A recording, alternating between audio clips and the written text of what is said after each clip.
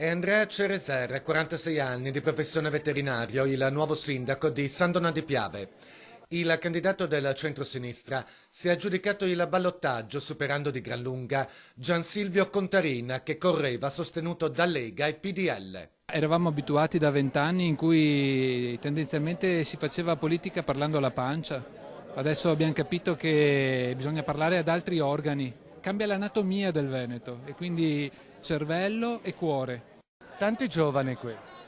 Tanti giovani, sì. Abbiamo delle liste in cui nessuno dei consiglieri comunali eletti ha fatto più di una legislatura.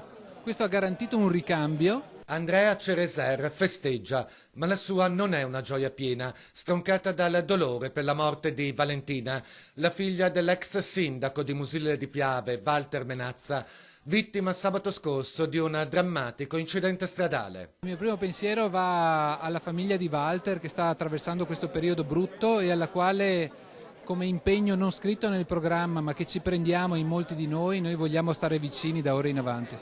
Al candidato del centrodestra non è riuscito il miracolo.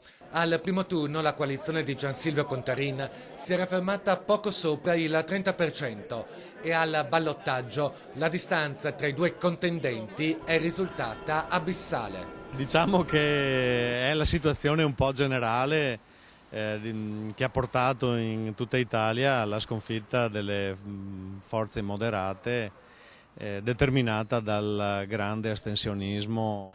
Che cosa si rimprovera? Noi abbiamo dato il massimo durante questa campagna elettorale, facendo proposte, facendo tutto il possibile per poter arrivare al traguardo. Ripeto, la gente ha deciso di non votare, di conseguenza ci ha penalizzato.